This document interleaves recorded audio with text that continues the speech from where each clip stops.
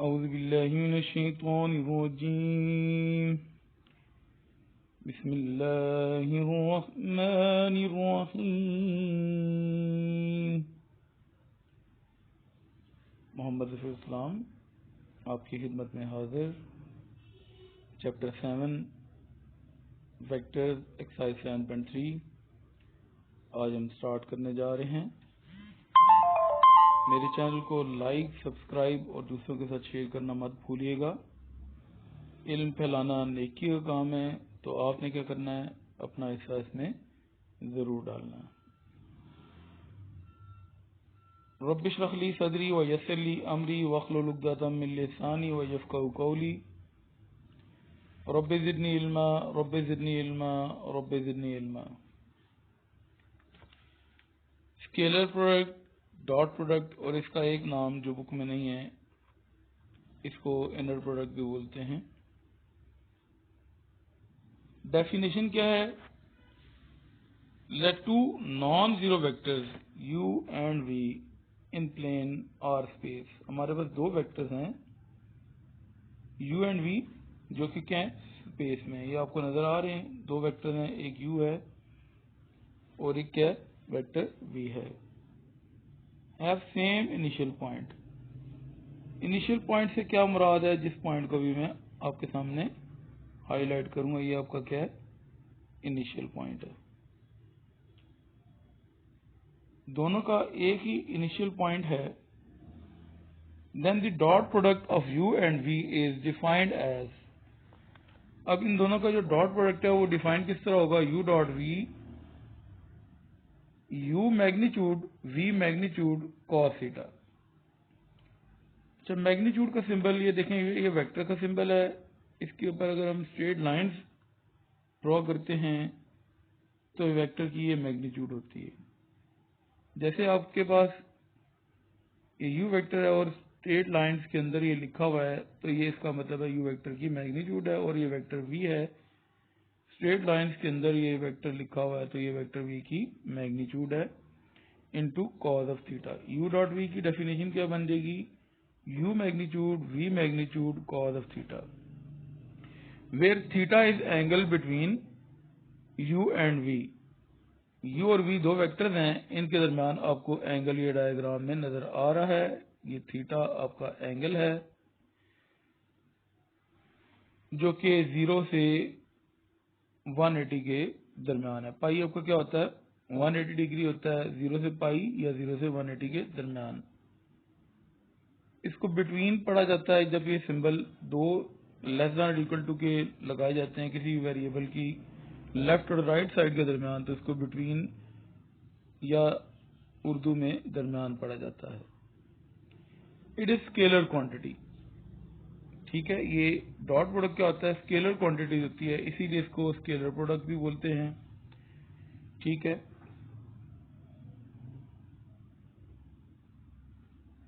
Scalar product, dot product की definition क्या है? स्केलर प्रोडक्ट की डेफिनेशन तो आपको बता दी। अब इसको मैथमेटिकली किस तरह लिखा जाता है डॉट प्रोडक्ट को, वो हम जरा देख लेते हैं। हमारे पास वेक्टर है u और v। नाम u और v भी रखे जा सकते हैं, और नाम a और b भी रखे जा सकते हैं, c भी रखा जा सकता है, d वेक्टर भी नाम रखा जा सकता है। जरूरी नहीं है कि वेक्टर क्या हों, u और v हों, वेक्टर a b भी हो सकते हैं। तो हमारे पास एक वेक्टर क्या है, नाम मैंने कहा कुछ भी रखा जा सकता है। ये वेक्टर, पहला वेक्टर u है और ये वेक्टर क्या है, v है। वेक्टर ये 3 डायमेंशनल है, एक्स आई, वैसे वाई जे और प्लस जेड के होता है।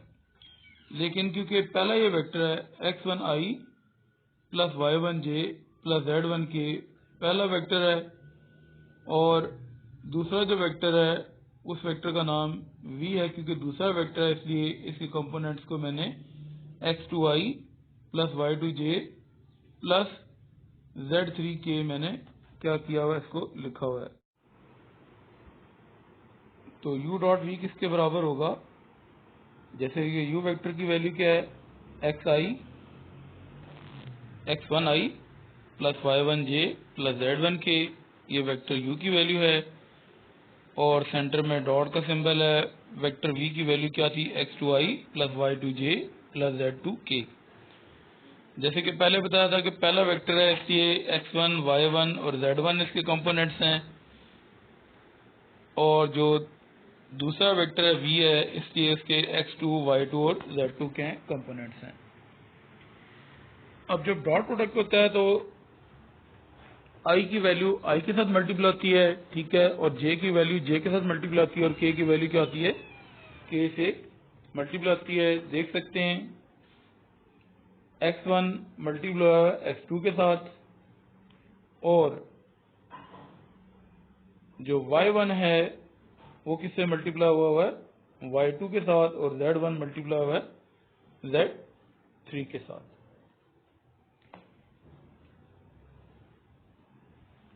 ऑर्थोगोनल या परपेंडिकुलर वेक्टर्स कौन से होते हैं, टू वेक्टर्स आर ऑर्थोगोनल और perpendicular if and only if u dot v is equal to 0। इसका मतलब क्या है इफ एंड ओनली इफ का, ये बात हमेशा के लिए याद रख लें कि अगर वेक्टर परपेंडिकुलर हैं तो उनका डॉट प्रोडक्ट क्या होगा, 0, या अगर डॉट प्रोडक्ट 0 है तो उसका मतलब क्या है, वेक्टर क्या है, perpendicular. If and only if का मतलब अगर वेक्टर्स परपेंडिकुलर हैं तो डॉट प्रोडक्ट 0 है, अगर डॉट प्रोडक्ट 0 है तो वेक्टर्स क्या हैं, परपेंडिकुलर हैं। डॉट प्रोडक्ट, इनर प्रोडक्ट और स्केलर प्रोडक्ट आर सेम। मैंने आपको शुरू में बताया था कि डॉट प्रोडक्ट भी कहते हैं, इनर प्रोडक्ट भी कहते हैं, और स्केलर प्रोडक्ट भी कहते हैं। आई डॉट आई क्योंकि 1 होता है, जे डॉट जे 1 होता है, के डॉट के 1 होता है, ठीक है। I dot J, J dot के डॉट आई, ये सारे क्या हैं, 0 हैं। स्केलर प्रोडक्ट क्या है, कम्यूटेटिव है। ये एक प्रॉपर्टी क्या है, स्केलर प्रोडक्ट कम्यूटेटिव है।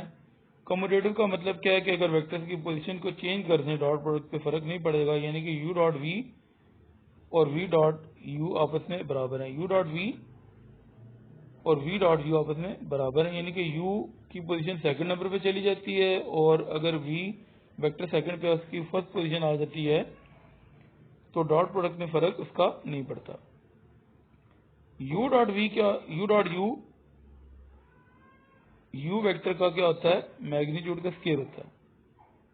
u डॉट u का स्केयर होता है, या u वेक्टर की मैग्नीट्यूड का स्केयर होता है। इसके बाद हमने cosine of angle between u and v पढ़ना है। कोसाइन ऑफ एंगल यानी कि कॉस थीटा, एंगल थीटा होता है, इसका फॉर्मूला क्या है, u dot v over u vector की magnitude divide by v vector की magnitude, u dot v divide by u vector magnitude और v वेक्टर मैग्नीट्यूड।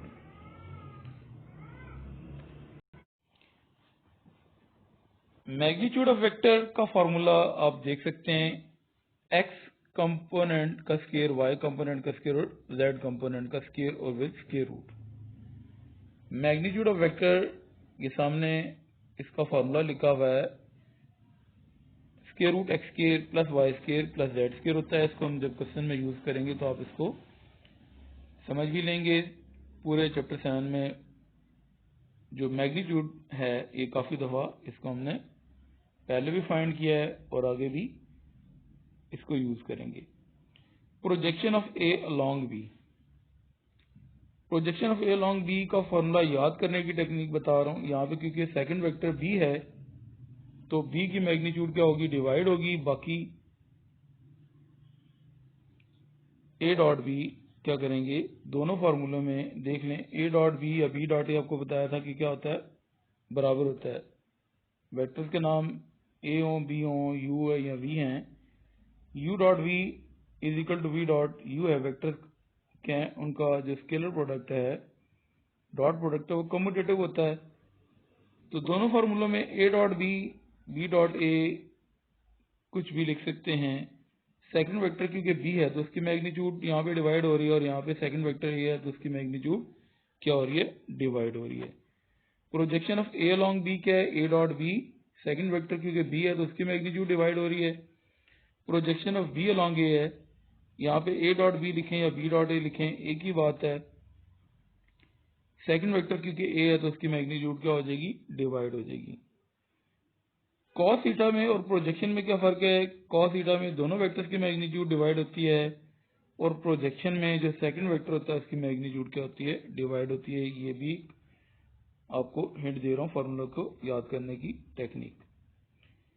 अब क्वेश्चन 1 है एक्सरसाइज 7.3 का, find the cosine of angle between u and v। दो vector u हैं और v हैं, इनके दरमियान हमने क्या करना है, एंगल फाइंड करना है कोसाइन का। कोसाइन ऑफ एंगल हमने फाइंड करना है। ये वेक्टर u है और ये वेक्टर v है। सबसे पहले क्या करेंगे, मैग्नीट्यूड फाइंड करेंगे। क्यों? कोसाइन थीटा का जो फॉर्मूला क्या है वो जरा देख लें। u डॉट v जो भी हमने पढ़ा भी था, divide by u magnitude v magnitude. तो सबसे पहले डॉट प्रोडक्ट हमने फाइंड करना है, उसके बाद जो दोनों वेक्टर्स हैं उनकी मैग्नीट्यूड फाइंड करनी है, क्योंकि जब तक डॉट प्रोडक्ट और दोनों वेक्टर्स की मैग्नीट्यूड नहीं होंगी तो उस फॉर्मूले में वैल्यू पुट नहीं कर सकते। फॉर्मूला सबसे पहले आना चाहिए। अगर फॉर्मूला आपको नहीं आता तो आप क्वेश्चन को नहीं कर पाएंगे। फॉर्मूले की 3 रिक्वायरमेंट्स हैं, एक u डॉट v, दूसरा वेक्टर u की मैग्नीट्यूड और तीसरा वेक्टर v की मैग्नीट्यूड। ठीक है, तो अब हम क्या करते हैं, वेक्टर्स की मैग्नीट्यूड फाइंड करते हैं। जैसे कि वेक्टर u है उसकी वैल्यू क्या है, 3i plus j minus k है। वेक्टर u की वैल्यू आपके सामने क्या है, 3i plus j minus k, और वेक्टर v की वैल्यू क्या है, 2i minus j plus k। Vector u और v की क्या हमने कर दी, वैल्यूज पुट कर दी। सेंटर में डॉट है। डॉट प्रोडक्ट की डेफिनेशन आपने पढ़ी थी मैथमेटिकली, क्या थी, पहला वेक्टर क्या है, u है जिसकी वैल्यू क्या है, xi plus y j plus z के वेक्टर होता है, क्योंकि पहला वेक्टर है x1i plus y1j plus z1k, और दूसरा वेक्टर क्या है, x2i plus y2j plus z2k। तो अब इन दोनों वेक्टर्स की डॉट प्रोडक्ट मैंने पहले भी डिफाइन किया था, उसको दोबारा डिफाइन कर रहा हूँ। i का जो कंपोनेंट है वो i के साथ मल्टीप्लाई होता है। देख लें x1 x2 i के कंपोनेंट्स हैं जो कि आपस में मल्टीप्लाई हुए हैं। उसके बाद जो j के कंपोनेंट्स हैं y1 और y2 यहाँ पे आपस में मल्टीप्लाई हुए हैं। उसके बाद जो k के कंपोनेंट्स हैं z1 और z2 ये आपस में क्या हुए हैं, मल्टीप्लाई हुए हैं। डेफिनेशन आपने देख ली। अब i का कंपोनेंट क्या है, यहाँ पे 3, और यहाँ पे दूसरे वेक्टर में क्या है 2, तो 3 और 2 आपस में क्या हो गए, मल्टीप्लाई हो गए हैं। j का कंपोनेंट अगर आप देखते हैं, इस वेक्टर में 1 है और इस वेक्टर में -1 है, ये आपस में क्या हो गए, मल्टीप्लाई हो गए। उसके बाद k वेक्टर की कंपोनेंट -1 और 1 है, ये आपस में क्या हो गए, मल्टीप्लाई हो गए। -1 और 1 आपस में मल्टीप्लाई हो गए। डॉट प्रोडक्ट की डेफिनेशन आपने दोबारा देखी, उसको आपने अब यूज करके देखा। अब इसको सिंप्लीफाई करते हैं, 3 और 2 मल्टीप्लाई के 6 हो जाएंगे। +1 को -1 से मल्टीप्लाई करते हैं -1, -1 को +1 से मल्टीप्लाई करते हैं -1। 6 में से 1 माइनस होंगे 5, 5 में से 1 माइनस होगा तो 4। ये आपके पहली रिक्वायरमेंट आ गई कोसाइन ऑफ एंगल की। अब इसकी जो दूसरी रिक्वायरमेंट है वो क्या है, वेक्टर की मैग्नीट्यूड है। पहला वेक्टर क्या है, u है। ठीक है, पहला वेक्टर u है जिसका x कंपोनेंट क्या है, 3। तो 3 का स्केयर हमने लिखा है क्योंकि वेक्टर की मैग्नीट्यूड का formula x square plus y square है, तो y की वैल्यू क्या है, 1 है। ठीक है, 1 का स्केयर। उसके बाद z का स्केयर हमने लिखना है, तो z की वैल्यू क्या है, -1 है। k के साथ जो वैल्यू होती है वो -1 होती है, -1 का स्केयर हमने लिख दिया। और जब भी वैल्यू पुट करेंगे तो ब्रैकेट के अंदर वैल्यू को पुट करेंगे। देख लें, x की वैल्यू 3 थी, वो 3 ब्रैकेट में पुट किया, y की वैल्यू 1 थी, वो ब्रैकेट में पुट किया, और z की वैल्यू -1 थी, वो भी ब्रैकेट में पुट की है। 3 का स्केयर क्या होता है, 9, 1 का स्केयर क्या होता है, 1, और -1 का स्केयर क्या होता है, 1।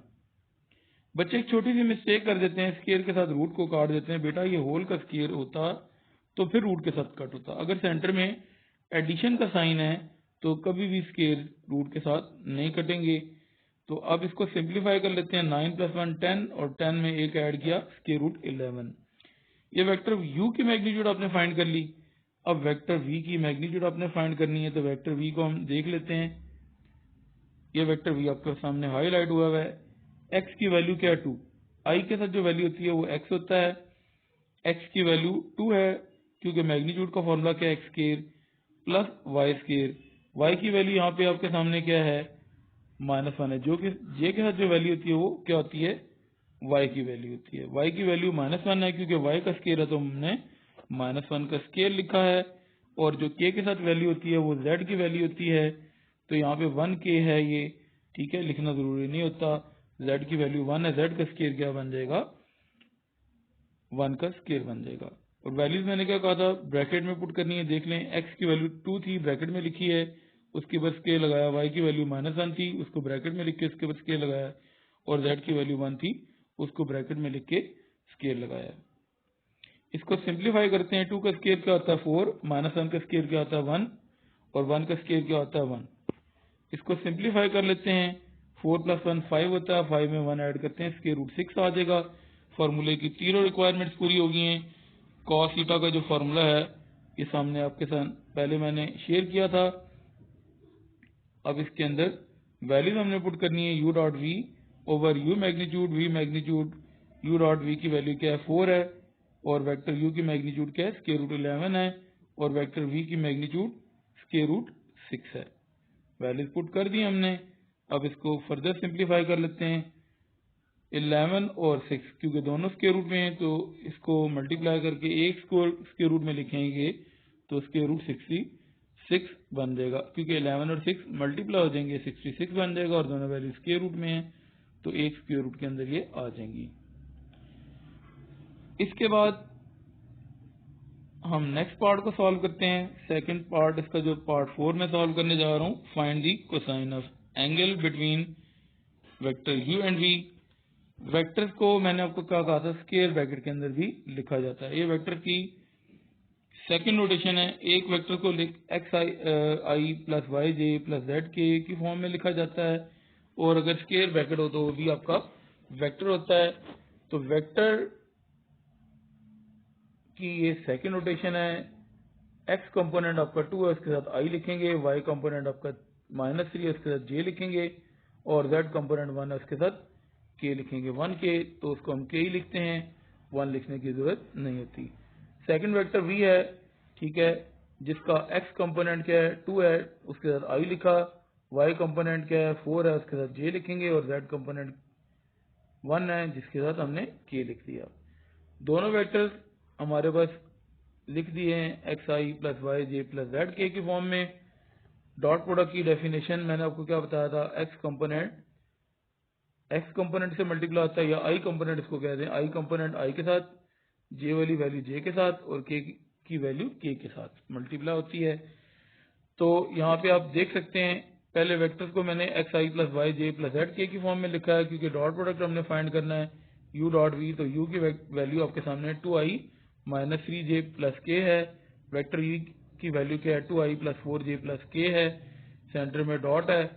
अब हम क्या करेंगे, जैसे आपको बताया था कि i का कंपोनेंट यहाँ पे 2 है और इधर i का कंपोनेंट वो भी 2 है, तो i के कंपोनेंट i के साथ मल्टीप्लाई हो जाएंगे, और j का कंपोनेंट यहाँ पे -3 और यहाँ पे 4 है, तो ये आपस में मल्टीप्लाई हो गए।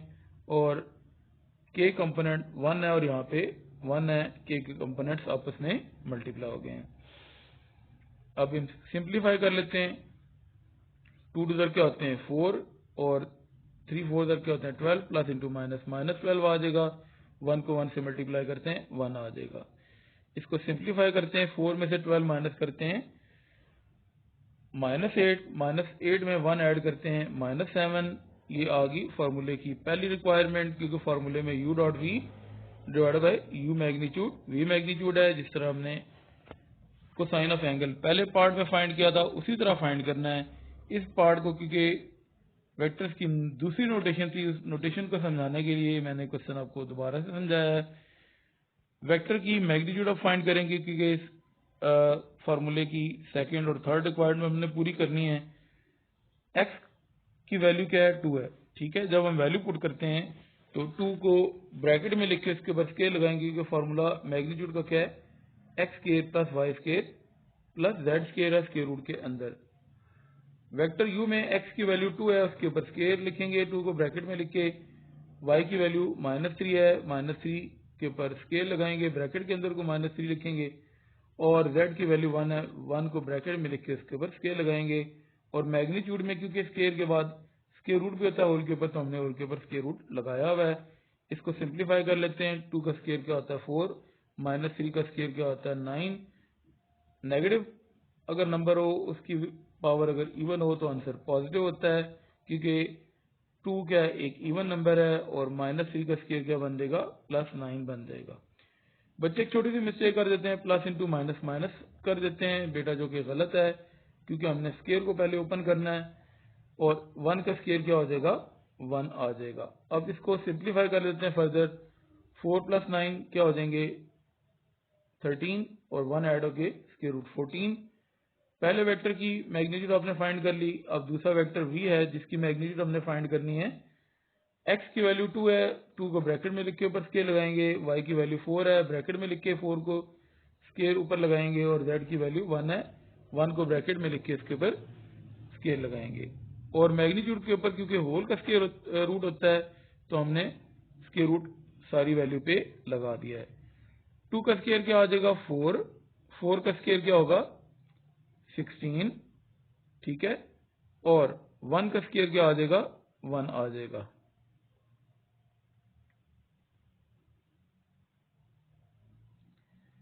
सिंप्लीफाई कर लें। 4 + 16 कितना हो जाएगा 20, 20 में 1 ऐड करते हैं 21 विद स्केयर रूट। फॉर्मूले की तीनों रिक्वायरमेंट पूरी कर ली, u dot v, u magnitude और v मैग्नीट्यूड। फॉर्मूला आपके सामने हाईलाइट हमने पहले से किया हुआ था, u dot v divide by u magnitude v magnitude. ये क्या है cosine of angle between vector u and v। Vectors के नाम कुछ भी हो सकते हैं, जरूरी नहीं है कि u और v हो। तो हमने फॉर्मूले में u डॉट वी की वैल्यू क्या है -7 है, हमने वैल्यू पुट कर दी। वेक्टर u की मैग्नीट्यूड स्क्वायर रूट 14 है, और वेक्टर v की मैग्नीट्यूड स्क्वायर रूट 21 है। वैल्यूज पुट कर ली। अब इसको क्या कर लेते हैं हम सिंप्लीफाई कर लेते हैं, क्योंकि ये वैल्यूज क्या हैं एक रूट के अंदर हैं, तो हम एक स्क्वायर रूट लगा लेते हैं। 14 को हम लिख सकते हैं 2 × 7, और 21 को लिख सकते हैं 7 × 3। अब इसको सिंप्लीफाई करते हैं फर्दर। 7 क्योंकि पेयर में है तो एक रूट से ये बाहर आ जाएगा, और 2 और 3 क्योंकि पेयर में नहीं है, ये इसके रूट के अंदर एक अकेला लिखा जाएगा। तो 7 क्योंकि पेयर है वो इसके रूट से बाहर आ चुका है, 2 और 3 आपस में बच चुके हैं, ये इसके रूट 6 बन जाएगा। 2 और 3 मल्टीप्लाई आ जाएंगे, और 7 7 आपस में कट हो जाएंगे। तो इसका आंसर क्या आ जाएगा 1/√6 कोसाइन ऑफ एंगल का answer. Calculate the projection of A along b and projection of b along a. Projection of A along b और बी along ए के फॉर्मूले आपको मैंने पहले बताए थे, और उसको याद करने की टेक्निक भी बताई थी कि projection of A along B का formula A dot B, cosine of angle में भी ए डॉट बी था, वहां पे दोनों वेक्टर्स की मैग्नीट्यूड डिवाइड होती थी। Projection of A along b में सेकंड वेक्टर क्योंकि बी है तो उसकी मैग्नीट्यूड डिवाइड होगी, और projection of b along a में वेक्टर ए की मैग्नीट्यूड क्या होगी डिवाइड होगी। ए डॉट बी या बी डॉट ए क्योंकि बराबर होते हैं तो इसमें कुछ भी लिख सकते हैं। अब वेक्टर यहाँ पे हमें दिए हुए हैं i-k, वेक्टर ए की वैल्यू है, वेक्टर बी की वैल्यू j + k है। तो डॉट प्रोडक्ट हम फाइंड करते हैं, क्योंकि डॉट है तो क्या करते हैं वेक्टर की वैल्यू a की क्या है i-k है, और वेक्टर b की वैल्यू j + k है। सेंटर में क्या आ गया डॉट आ गया। अब क्योंकि यहाँ पे j कंपोनेंट नहीं है तो हम 0j तो लिख सकते हैं, क्योंकि 0 को किसी भी वैल्यू से मल्टीप्लाई करें 0 ही होता है। तो i - k क्या बन जाएगा i + 0j - k, और j + k क्योंकि यहाँ पे i कंपोनेंट मौजूद नहीं है तो 0i तो लिख सकते हैं, क्योंकि किसी वैल्यू को 0 से मल्टीप्लाई करें कोई फर्क नहीं पड़ता, 0 ही आएगा। तो 0i क्योंकि आई मौजूद नहीं है लिख सकते हैं, और प्लस जे प्लस के एज इट इज आ जाएगा। ये हमने क्यों लिखा है, क्योंकि डॉट प्रोडक्ट की डेफिनेशन हमने अप्लाई करनी जो कि हमने पहले पढ़ी थी। क्या हमने इसको पढ़ा था कि जो आई का कंपोनेंट होता है यहाँ पे 1 है और यहाँ पे आई का कंपोनेंट 0 है, तो आई का कंपोनेंट आई के साथ मल्टीप्लाई होता है, डॉट प्रोडक्ट की डेफिनेशन होती है। तो 1 को 0 से मल्टीप्लाई कर दिया। इसी तरह जो जे कंपोनेंट होता है 0 है, वो यहाँ पे जे कंपोनेंट 1 है, उसके साथ क्या हो जाएगा मल्टीप्लाई। जे कंपोनेंट्स को मैंने आपके सामने हाईलाइट किया हुआ है। इसके बाद जो के कंपोनेंट है यहाँ पे -1 है और यहाँ पे के कंपोनेंट क्या है 1 है, तो के कंपोनेंट्स आपस में क्या हो जाएंगे मल्टीप्लाई। -1 को 1 से मल्टीप्लाई कर दिया, सेंटर में एडिशन का साइन हमने लगाना होता है। सिंप्लीफाई करते हैं, 1 को 0 से मल्टीप्लाई करते हैं 0, 0 को 1 से मल्टीप्लाई करते हैं 0, और प्लस इंटू माइनस माइनस आ जाएगा, 1 को 1 से मल्टीप्लाई किया 1 और साथ नेगेटिव साइन। सिंप्लीफाई करते हैं, 0 में 0 ऐड किया 0, 0 में -1 किया तो -1 आ जाएगा। ए डॉट बी हमने फाइंड कर लिया, अभी आपके सामने मैंने दोबारा से लिख दिया ए डॉट बी और बी डॉट ए क्योंकि बराबर होते हैं, तो इसलिए बी डॉट ए की वैल्यू क्या आ जाएगी 1 आ जाएगी। फॉर्मूले की रिक्वायरमेंट क्या है, ए डॉट बी और बी डॉट ए वो हमने फाइंड कर लिए। अब हमें बी मैग्नीट्यूड और ए मैग्नीट्यूड चाहिए ताकि projection of A along B और projection of B along A हम फाइंड कर लें। मैग्नीट्यूड का फॉर्मूला आपने पढ़ा था, एक्स कंपोनेंट का स्केयर, वाई कंपोनेंट का स्केयर और जेड कंपोनेंट का स्केयर और स्केयर रूट। ठीक है, यहाँ पे जो पहला वेक्टर है जो कि वेक्टर ए है, जिसकी वैल्यू क्या है x की वैल्यू 1 है, तो 1 का स्केयर लिखा है क्योंकि यहाँ पे मैंने इसको एक्सप्लेन यहाँ पे किया था, जो y है वो उसकी वैल्यू 0 है, j के साथ y की वैल्यू होती है, i के साथ x की वैल्यू होती है। क्योंकि i है सिर्फ तो 1 x की वैल्यू है, तो 1 का स्केयर हमने लिखा है, y j के साथ होता है तो y की वैल्यू 0 है, तो 0 का स्केयर हमने लिख दिया है। वैल्यू पुट करेंगे तो उसको ब्रैकेट में लिखना होता है, k के साथ -1 मौजूद है, तो जो कि z की वैल्यू है, z का स्केयर फॉर्मूले में होता है मैग्नीट्यूड के, तो z की वैल्यू -1 है, उसके ऊपर हमने स्केयर लगा लिया और -1 को ब्रैकेट में लिखना है। सिंप्लीफाई करते हैं, 1 का स्केयर 1 होता है, 0 का स्केयर 0 होता है और -1 का स्केयर 1 आ जाता है। 1 + 0 + 1 क्या हो जाएगा स्क्वायर रूट 2, वेक्टर ए की मैग्नीट्यूड आ जाएगी। इसी तरह वेक्टर बी की मैग्नीट्यूड जो है वो हमने सॉल्व करनी है। वेक्टर बी आपके सामने ये लिखा हुआ है, जिसको यहाँ पे मैंने एक्सप्लेन किया था। एक्स की वैल्यू यहाँ पे 0 है, 0 का स्केयर हमने लिखना है क्योंकि मैग्नीट्यूड का फॉर्मूला क्या होता है एक्स का स्केयर।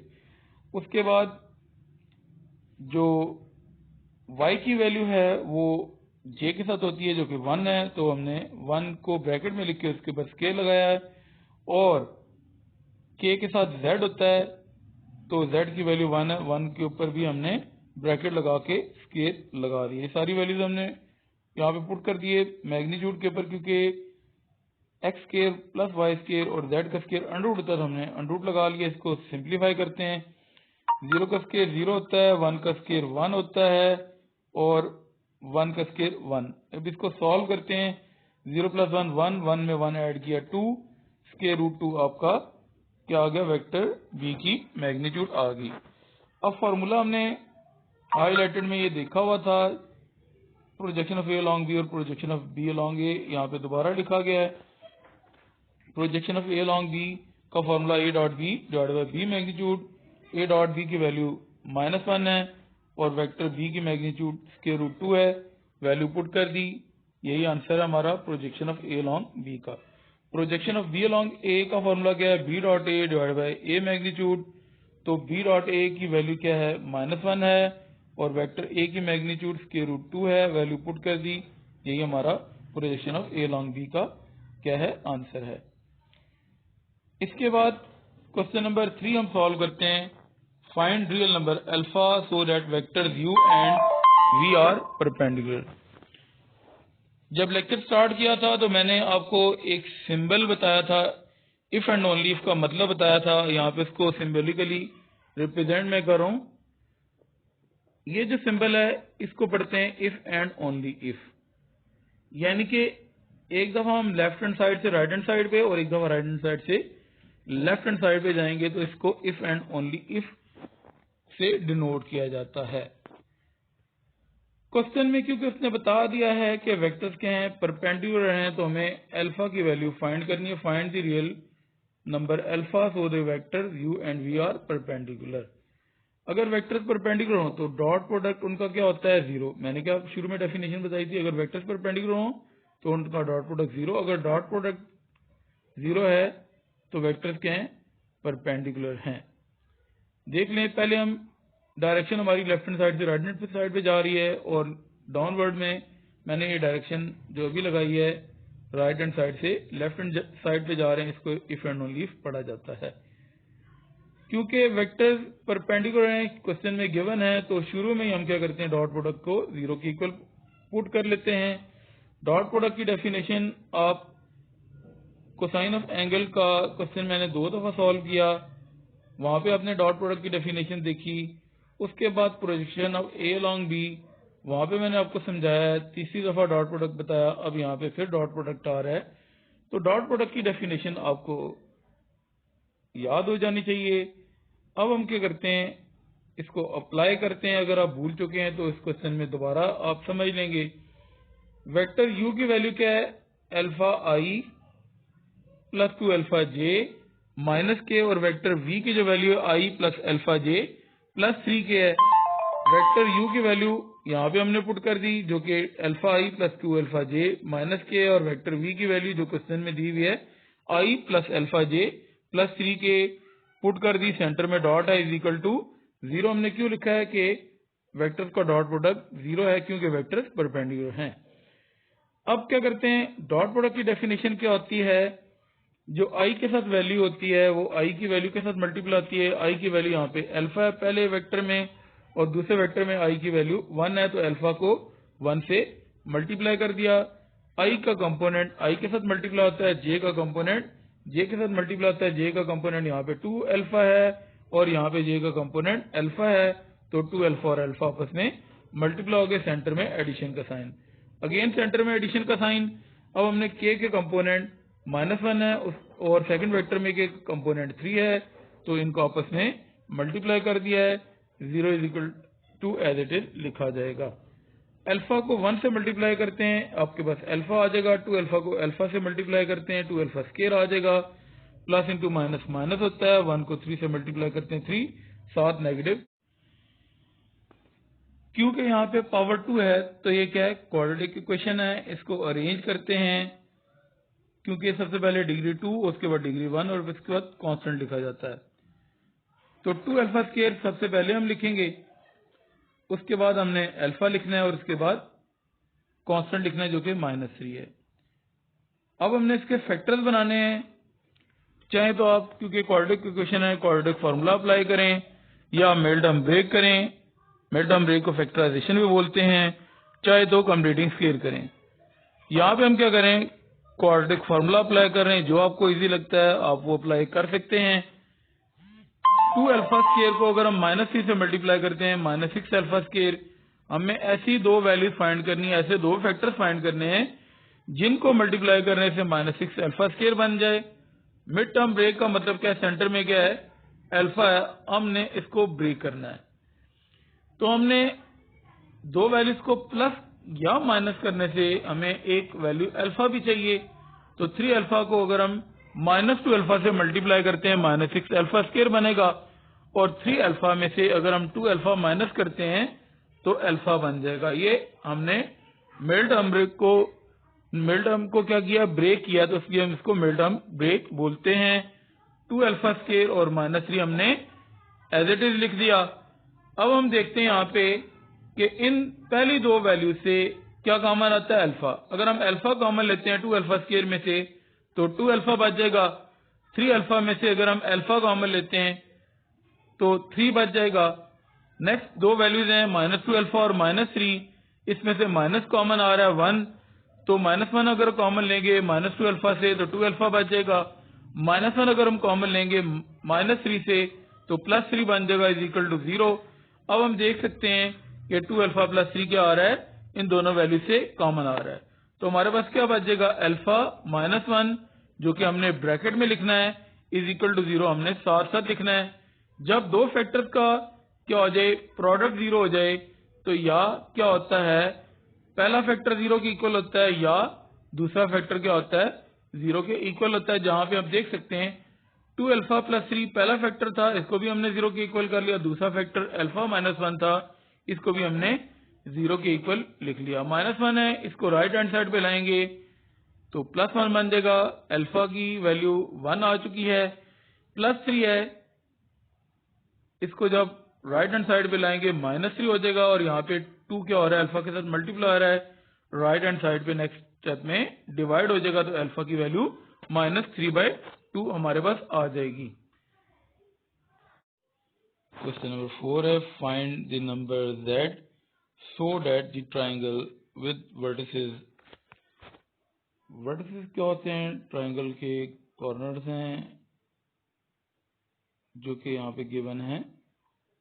ए के कोऑर्डिनेट्स क्या हैं, 1 -1 0, बी के कोऑर्डिनेट्स -2 2 और 1 है, सी के कोऑर्डिनेट्स 0 2 और z हैं। और ये क्या है, राइट एंगल ट्राइंगल है। राइट एंगल ट्राइंगल का मतलब क्या है, जिसमें एक एंगल 90 डिग्री का हो।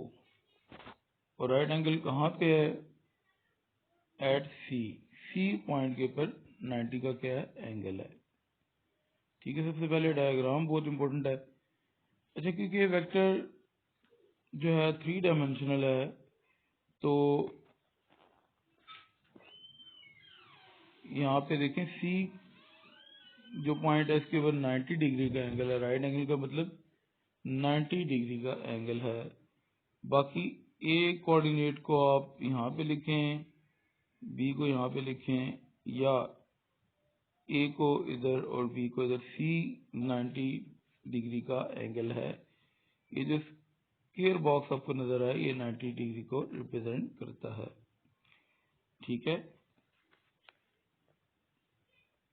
3 कोऑर्डिनेट्स हैं, 3 डायमेंशनल। ठीक है, तो इनको स्पेसिफिक हम कहीं पे ड्रॉ नहीं करें, एक जनरल डायग्राम बनाइए ताकि आपको क्वेश्चन की समझ में आ जाए। अब क्योंकि ये राइट एंगल ट्रायंगल है, राइट एंगल ट्रायंगल का मतलब 90 डिग्री का एंगल है। 90 डिग्री का मतलब क्या है कि जो ए सी लाइन है वो सी बी पे क्या है, परपेंडिकुलर है। यानी कि दो वेक्टर्स हैं, ये परपेंडिकुलर है। 90 डिग्री का एंगल राइट एंगल का मतलब परपेंडिकुलर है। ये भी हमने देखा था कि अगर दो वेक्टर्स परपेंडिकुलर हो तो उनका डॉट प्रोडक्ट क्या होता है, 0 होता है। पॉइंट ए है, इसका पोजीशन वेक्टर हम लिखते हैं। पोजीशन वेक्टर क्या होता है, किसी भी पॉइंट को ओरिजिन से मिला देना। जैसे ए पॉइंट है, इसको ओरिजिन से मिलाएंगे तो इसको पोजीशन वेक्टर पढ़ेंगे। अब इसका पोजीशन वेक्टर क्या होता है, एक्स कंपोनेंट के साथ हम क्या लिखते हैं, आई, वाई कंपोनेंट के साथ क्या लिखते हैं, जे, और जेड कंपोनेंट के साथ क्या लिखते हैं, के। जैसे कि यहाँ पे देखें, आपका जो एक्स कंपोनेंट है वो 1 है, उसके साथ आई लिखेंगे। और जो आपका y कंपोनेंट है जो कि -1 है, इसके साथ क्या लिखेंगे, j लिखेंगे। उसके बाद जो आपका z कंपोनेंट है इसके साथ हम क्या लिखेंगे, k लिखेंगे। यहाँ पे z कंपोनेंट क्या है, 0 है। ठीक है, तो इसके साथ 0 k लिख दिया हमने। इसी तरह पॉइंट बी है, इसका पोजीशन वेक्टर ओ भी होगा।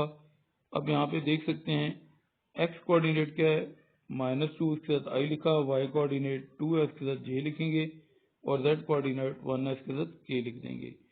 इसी तरह पॉइंट सी है, इसका पोजीशन वेक्टर क्या होगा, देखें एक्स कोऑर्डिनेट क्या है, 0, इसके साथ आई लिख दिया, वाई कोऑर्डिनेट 2 है, इसके साथ जे लिख दिया, और जो जेड कोऑर्डिनेट है, ठीक है, के कोऑर्डिनेट है, उसके साथ जेड लिखेंगे, जेड की। पॉइंट के पोजीशन वेक्टर हमने लिख दिए। अब हमने क्या करना है, वेक्टर आपका ए सी और वेक्टर सी बी ये क्या है, परपेंडिकुलर हैं। तो क्या करना है, सबसे पहले वेक्टर्स फाइंड करना है। अब वेक्टर ए सी आप फाइंड करेंगे तो ए सी वेक्टर क्या होता है, सेकंड पॉइंट के पोजीशन वेक्टर में से हमने फर्स्ट पॉइंट का पोजीशन वेक्टर माइनस करना होता है। ये वेक्टर की डेफिनेशन है। सेकंड पॉइंट सी है, उसका position vector o c, first point a है, उसका पोजीशन वेक्टर ओ ए हमने माइनस करना है। अब ओ सी की वैल्यू आपके सामने क्या है, 0i plus 2j plus v k है। ओ सी की वैल्यू पुट कर दी। उसके बाद हमने ओ ए की वैल्यू पुट करनी है जो कि i माइनस जे प्लस 0 के है। जब भी वैल्यू पुट करेंगे तो हमने क्या करना होता है, ब्रैकेट में उसको लिखना होता है। यहाँ पे आपके सामने ब्रैकेट में वैल्यूज पुट हुई हैं। अब ब्रैकेट ओपन करते हैं तो देखें 0i plus 2j plus v के तो हमने एज इट इज लिखना है, ठीक है। उसके बाद अगर हम देखते हैं यहाँ पे ब्रैकेट के बाद माइनस है तो इसको इनसाइड द ब्रैकेट जब मल्टीप्लाई करेंगे तो i प्लस का था वो क्या कन्वर्ट हो जाएगा माइनस i में, और माइनस j कन्वर्ट हो जाएगा प्लस j में, और 0 के प्लस का था वो नेगेटिव 0 के में हो जाएगा। खैर 0 न्यूट्रल नंबर तो इसके साथ पॉजिटिव या नेगेटिव साइन लगाना जरूरी नहीं था। अब क्या करते हैं, इसको सॉल्व करते हैं। 0i और माइनस i, इसको अगर हम सॉल्व करते हैं 0i और माइनस i तो माइनस i बन जाएगा, 2j और उसमें j ऐड हो जाएगा तो क्या बन जाएगा 3j बन जाएगा। vk में 0 के ऐड होगा तो vk बन जाएगा। ये वेक्टर ac आपके पास आ चुका है। अब हमने वेक्टर cb फाइंड करना है। तो वेक्टर cb की डेफिनेशन क्या होगी, सेकंड पॉइंट आपका क्या है cb, सेकंड पॉइंट आपका b है, उसका पोजीशन वेक्टर ob, और फर्स्ट पॉइंट c है, उसका पोजीशन वेक्टर oc माइनस होगा। ob की वैल्यू आप यहाँ पे स्टार्ट में देख सकते हैं वो क्या है, minus 2i plus 2j plus के है, वो हमने ब्रैकेट में पुट कर ली। उसके बाद oc की जो वैल्यू है वो क्या है 0i plus 2j plus v k है। वैल्यू हमने दोनों पोजीशन वेक्टर की पुट कर दी। Minus 2i plus 2j plus के हमने एज इट इज लिख दिया। अब ब्रैकेट के और माइनस है, माइनस को 0i से मल्टीप्लाई करेंगे तो माइनस 0i, माइनस को 2j से मल्टीप्लाई करेंगे प्लस के साथ तो माइनस 2j बन जाएगा, और माइनस को zk से मल्टीप्लाई करेंगे माइनस zk बन जाएगा। अब हम क्या करते हैं, इसको फर्दर सिंप्लीफाई करते हैं। माइनस 2i में से 0i माइनस होगा तो क्या बन जाएगा माइनस 2i। उसके बाद 2j में से 2j माइनस करते हैं तो 0j बन जाता है। उसके बाद k है, उसमें से vk आपने माइनस करना है तो k क्योंकि कॉमन आ रहा है, k और vk में से माइनस vk में से k माइनस vk में से अगर k कॉमन लेते हैं तो 1 माइनस vk आपके पास बन जाता है। दोनों वेक्टर्स आपके पास आ चुके हैं। अब आपने क्या करना है, इनका डॉट प्रोडक्ट 0 के इक्वल लिखना है, क्योंकि राइट एंगल ट्रायंगल है। राइट एंगल ट्रायंगल का मतलब क्या है, इनका जो डॉट प्रोडक्ट है वो 0 के इक्वल है। वेक्टर ए सी आपने फाइंड कर लिया था, वेक्टर सी बी भी आपने फाइंड कर लिया था, दोनों वेक्टर्स आपके पास आ चुके हैं। अब यहाँ पे डेफिनेशन आपके सामने लिखी हुई थी पहले ही कि अगर दो वेक्टर्स परपेंडिकुलर हों तो उनका डॉट प्रोडक्ट 0 होता है।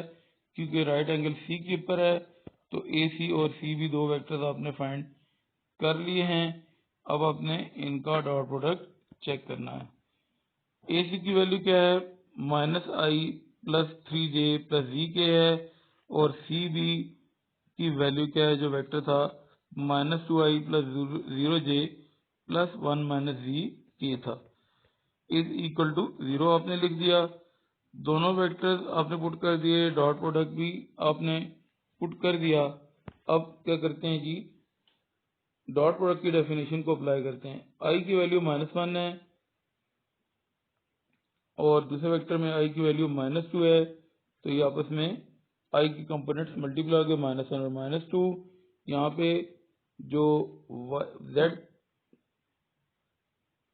y का कंपोनेंट है या इसको j का कंपोनेंट बोल दें वो क्या है 3, और दूसरी तरफ दूसरे वेक्टर में जो जे का कंपोनेंट है वो 0 है। जे का कंपोनेंट 3 और एक 0 है, ये आपस में देख ले मल्टीप्लाई हो गए हैं। उसके बाद क्या करते हैं हम, के का कंपोनेंट एक z है और दूसरा जो के का कंपोनेंट है वो आपके सामने 1 माइनस z है। z और 1 माइनस z आपस में मल्टीप्लाई हो जाएंगे, इज इक्वल टू 0 हमने एज इट इज लिख दिया। फर्दर इसको सिंप्लीफाई कर लेते हैं। अब माइनस इंटू माइनस क्या होता है प्लस, -1 को -2 से मल्टीप्लाई किया +2 आ जाएगा। 3 को 0 से मल्टीप्लाई करते हैं 0 होता है, 0 को लिखने की जरूरत नहीं है। z को 1 से मल्टीप्लाई करते हैं z, और z को -z से मल्टीप्लाई करते हैं -z² इज इक्वल टू 0। अब क्योंकि ये क्वाड्रेटिक इक्वेशन है, क्यों क्वाड्रेटिक इक्वेशन है, z की पावर क्या है 2 है।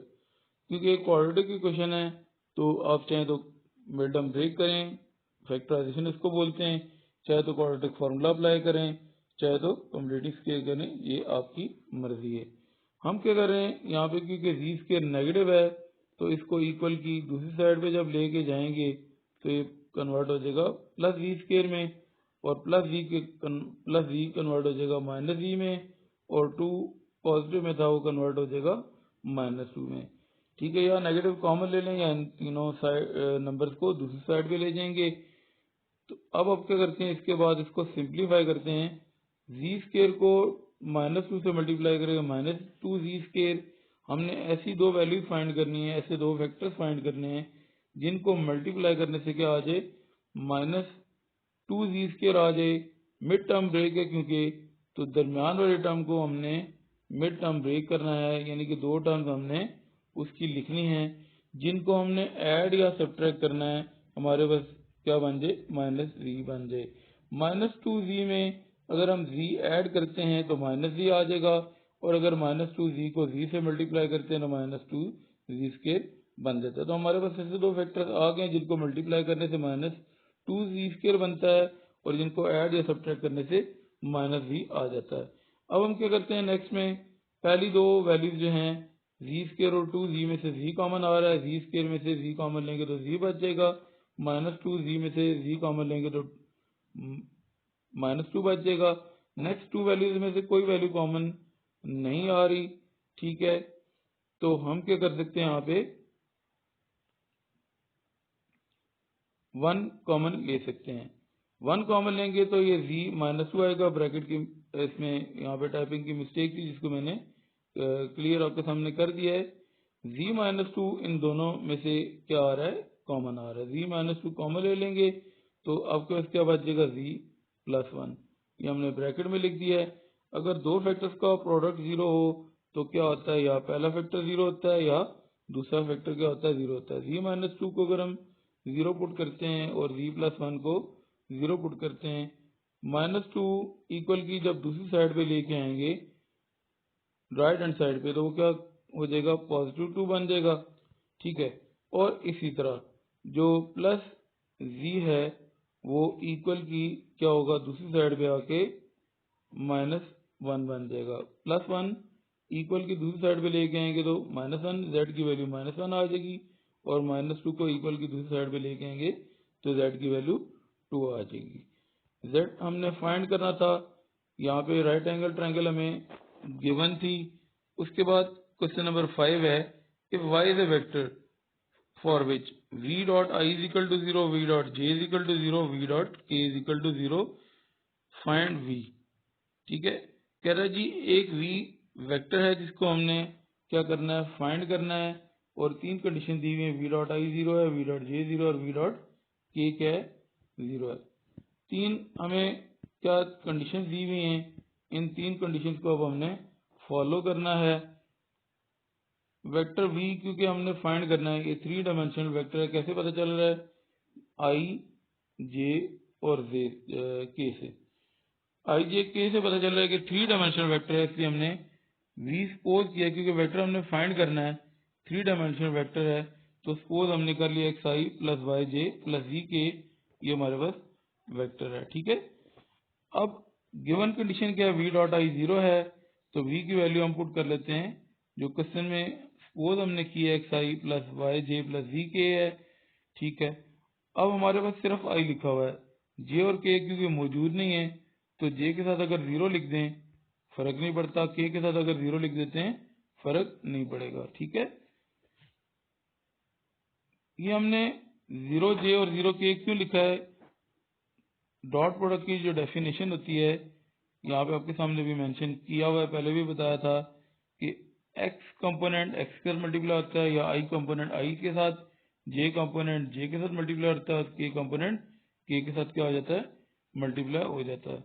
अब अगर यहाँ पे हम डेफिनेशन को देखते हैं तो हमारे पास क्योंकि सिर्फ आई लिखा था, जे और के नहीं मौजूद थे, तो अगर हम 0 जे और 0 के लिख लें फर्क नहीं पड़ता। लिखा इसलिए है कि डॉट प्रोडक्ट की डेफिनेशन हमारे लिए आसानी हो जाएगी। आई कंपोनेंट एक्स है और यहाँ पे आई कंपोनेंट 1 है, एक्स और 1 आपस में मल्टीप्लाई हो गए हैं। यहाँ पे जे कंपोनेंट वाई है और यहाँ पे जे कंपोनेंट 0 है, तो वाई और 0 आपस में मल्टीप्लाई हो गए। यहाँ पे के कंपोनेंट जेड है और यहाँ पे के कंपोनेंट 0 है, तो जेड और 0 आपस में मल्टीप्लाई हो गए, सेंटर में प्लस का साइन आ चुका है। इज इक्वल टू 0 हमने एज इट इज लिख दिया। 0 को किसी भी वैल्यू से मल्टीप्लाई करें आंसर 0 होता है। वाई को अगर हमने 0 से मल्टीप्लाई कर दिया 0 आएगा, और z को 0 से मल्टीप्लाई करेंगे आंसर 0 आ जाएगा। x को 1 से मल्टीप्लाई करते हैं आंसर x आ जाएगा। x प्लस 0 क्या हो जाएगा? x हो जाएगा। इज इक्वल टू 0 हमने एज इट इज लिख दिया। x की वैल्यू आपके पास आ चुकी है। अब आपने y और z की वैल्यू फाइंड करनी है।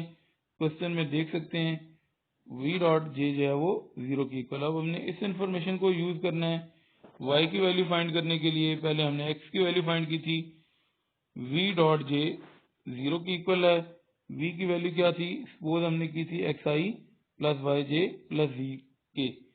अब हमारे पास यहाँ पे j है, i और k मौजूद नहीं है, तो 0i और 0k अगर हम लिख दें फर्क नहीं पड़ता, j एज इट इज हमने लिख दिया। 0i 0j लिखने या ना लिखने से फर्क नहीं पड़ता, j मौजूद है वो हमने प्लस j लिखा है, इज इक्वल टू 0 भी लिख दिया।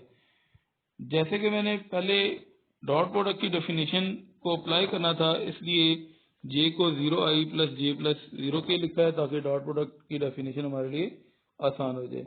i का कंपोनेंट x है और यहाँ पे i का कंपोनेंट 0 है, तो x और 0 आपस में मल्टीप्लाई हो जाएंगे। इसी तरह j का कंपोनेंट y है और यहाँ पे j का कंपोनेंट 1 है, तो y और 1 आपस में मल्टीप्लाई हो जाएंगे। उसके बाद जो k कंपोनेंट है यहाँ पे वो z और यहाँ पे k कंपोनेंट 0 है, तो 0 और z आपस में मल्टीप्लाई हो गए। सेंटर में एडिशन के साइन जो थे वो हमने लगा लिए, यहाँ पे इज इक्वल टू 0 भी हमने एज इट इज लिख दिया। x को 0 से मल्टीप्लाई करते हैं 0 आ जाएगा, y को 1 से मल्टीप्लाई करते हैं 1, को y से मल्टीप्लाई करते हैं तो क्या आ जाएगा? y, और z को 0 से मल्टीप्लाई करते हैं आंसर 0 आ गया। 0 प्लस y y होता है और y में 0 ऐड करेंगे y ही आएगा, ये देख सकते हैं। इज इक्वल टू 0 हमने एज इट इज लिखा। हमारे पास पहले क्या वैल्यू आई थी? x की। अब हमारे पास किसकी वैल्यू आ चुकी है? y की। ठीक है, दो वैल्यूज आ चुकी हैं। इक्वेशन का नाम दे दें या इनको हाईलाइट कर दें। उसके बाद तीसरी जो कंडीशन क्वेश्चन में दी हुई थी, v डॉट के क्या है? 0 के इक्वल है। अब तीसरी कंडीशन को यूज करके हमने z की वैल्यू फाइंड करनी है। v की वैल्यू क्या है? एक्स आई प्लस वाई जे प्लस जी के, जो पहले भी यूज हो चुकी है। यहाँ पे क्योंकि सिर्फ के है, आई और जे मौजूद नहीं है, तो 0i और 0j लिख सकते हैं। जैसे कि पहले वेक्टर्स में मैंने लिखा था कि i को i plus 0j plus 0k लिखा था, और j को क्या लिखा था? 0i plus j plus 0k। जो कंपोनेंट मौजूद नहीं है तो उसकी जगह पे 0 हम लिख सकते हैं। ये मैंने वेक्टर की डेफिनेशन को आसान बनाने के लिए क्या किया है? 0i plus 0j plus k लिखा है k की जगह पे। अब हम क्या करते हैं? डॉट प्रोडक्ट की डेफिनेशन को अप्लाई करते हैं। i का कंपोनेंट x है और यहाँ पे i का कंपोनेंट 0 है, तो x और 0 आपस में मल्टीप्लाई हो जाएंगे। इसी तरह यहाँ पे j का कंपोनेंट y और यहाँ पे j का कंपोनेंट 0 है, तो y और 0 आपस में मल्टीप्लाई हो गए हैं। k का कंपोनेंट z है और यहाँ पे k का कंपोनेंट 1 है। ठीक है, k के साथ 1 मौजूद है, तो z और 1 आपस में मल्टीप्लाई हो जाएंगे। सेंटर में एडिशन का साइन हमने एज इट इज लगा लिए थे। इज इक्वल टू 0 हमने एज इट इज लिख दिया। x को 0 से मल्टीप्लाई करते हैं आंसर 0 होता है, y को 0 से मल्टीप्लाई करते हैं आंसर 0 आ जाता है, z को 1 से मल्टीप्लाई करते हैं z आ जाता है। 0 प्लस 0 0 होता है, 0 में z ऐड करते हैं, z is equal to 0। Equation number 3 इसका नाम दे दिया या इनको हाईलाइट कर सकते हैं। वेक्टर जो हमने सपोज किया था वो क्या था, xi plus yj plus zk था। तो x की वैल्यू 0 है, y की वैल्यू भी 0 और z की वैल्यू भी 0 हमने फाइंड की थी, वो यहाँ पे पुट कर दिए। 0i plus 0j plus 0k बन जाएगा। इसको हम o लिखेंगे, ये 0 नहीं है, ठीक है, इसको नल वेक्टर हम बोलते हैं। आज हम क्वेश्चन नंबर 9 की तरफ अब चलते हैं, 6 की तरफ, सॉरी। क्वेश्चन नंबर 6 क्या है, show that vector u v, नाम इनको कुछ भी रख सकते हैं, और ये तीसरा वेक्टर w, ठीक है, फॉर्म ए राइट एंगल ट्रायंगल। नाम हम खुद सपोज करेंगे, यहाँ पे नाम गिवन नहीं है। 3 वेक्टर्स हैं, हमने क्या प्रूव करना है कि ये राइट एंगल ट्रायंगल बनाएंगे। Show that vector form A, form का मतलब क्या बनाना, ये जो तीनों वेक्टर हैं ये राइट एंगल ट्रायंगल बनाएंगे, हमने प्रूव करना है। अब वेक्टर का डॉट प्रोडक्ट अगर 0 के इक्वल होगा तो तब वेक्टर परपेंडिकुलर होंगे, अगर परपेंडिकुलर होंगे तो राइट एंगल ट्रायंगल होगी, ठीक है। ये आपके सामने राइट एंगल ट्रायंगल मैंने आपको सामने बना दिया है, क्योंकि यहाँ पे डॉट प्रोडक्ट की डेफिनेशन यूज होनी है, वो भी मैंने यहाँ पे हाईलाइट की हुई है। और तीसरी चीज सबसे पहले हमने चेक करना होता है कि ये ट्रायंगल है या नहीं है। तो 2 वेक्टर्स का जो सम है वो तीसरे वेक्टर के बराबर होना चाहिए, या तीनों वेक्टर्स का सम 0 होना चाहिए। ये वेक्टर की ट्रायंगल की डेफिनेशन है कि अगर वेक्टर्स ट्रायंगल को रिप्रेजेंट करते हैं तो उनका जो सम है या तो 0 के इक्वल होना चाहिए, या 2 वेक्टर्स का सम तीसरे वेक्टर के इक्वल होना चाहिए। हम क्या करते हैं, यहाँ पे वेक्टर v और w को ऐड करते हैं। क्यों ऐड करते हैं, यहाँ पे देख सकते हैं i है और ये 2i है। अगर हम इन दोनों को ऐड करते हैं तो 3i बन जाता है, ठीक है। कॉमन सेंस आपने पहले से चेक कर लेनी है। माइनस 3j में j ऐड करते हैं तो माइनस 2j बन जाता है, ठीक है। क्वेश्चन में से आपने चेक कर लेना है। तो v और w को हम अगर ऐड करते हैं तो तब वो u के बराबर बनेगा। अगर आप देखते हैं 3i और ये i ऐड करते 4i, नेक्स्ट नहीं बन रहा, ठीक है। तीनों को अगर हम ऐड करके 0 देखते हैं, 3i प्लस i 4i और 4i में 2 ऐड किए 6i, तो 0i नहीं बन रहा, तो उसका मतलब है j भी 0 नहीं बनेगा। तो यहाँ पे आप देख सकते हैं i और 2i को ऐड करने से 3i बन सकता है। तो इसलिए क्या किया हमने, v और w को ऐड कर दिया। वेक्टर v ये और u और w हमने खुद से सपोज किए वेक्टर्स के नाम। वेक्टर v इसकी वैल्यू क्या i minus 3j plus 5k है, और वेक्टर w जिसको हमने नाम दिया वो उसकी value 2i plus j minus 4k है। ब्रैकेट्स ओपन करते हैं क्योंकि सेंटर में एडिशन का साइन है, कोई नहीं फर्क पड़ेगा। Minus i minus 3j plus 5k हमने एज इट इज लिख दिया, सेंटर में एडिशन का साइन था तो इसलिए 2i plus j minus 4k भी हमने एज इट इज लिख दिया। i में अगर हम 5i, ये 3i है, i में 2i ऐड करते हैं, ठीक है। i में 2i ऐड करते हैं तो 3i हो जाएगा। माइनस 3j में अगर j ऐड करते हैं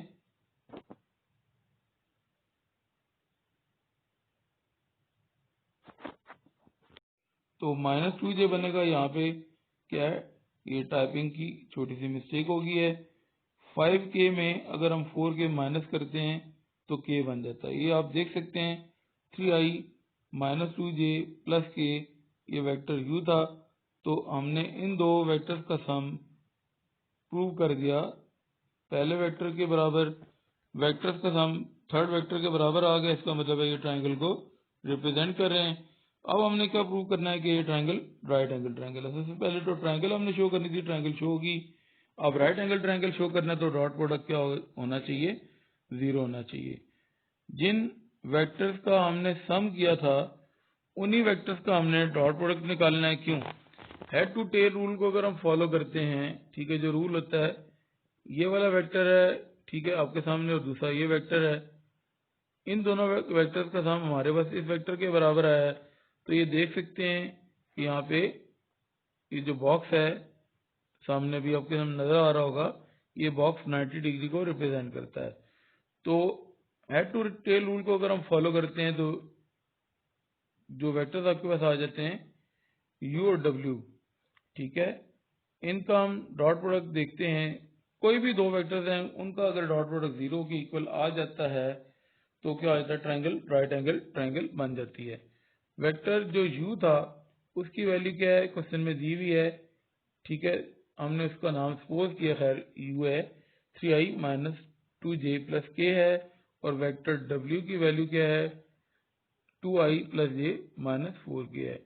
डॉट प्रोडक्ट की डेफिनेशन आप बार बार अप्लाई कर चुके हैं। i का कंपोनेंट 3 है और यहाँ पे i का कंपोनेंट 2 है, ये आपस में मल्टीप्लाई हो जाएंगे। उसके बाद j का कंपोनेंट यहाँ पे -2 है और यहाँ पे 1 है, तो ये आपस में मल्टीप्लाई हो जाएंगे। सेंटर में पहले एडिशन का साइन आएगा, नेक्स्ट एडिशन का साइन दोबारा आएगा। k का जो कंपोनेंट है 1 है और यहाँ पे k कंपोनेंट -4 है। 1 और -4 आपस में मल्टीप्लाई हो जाएंगे।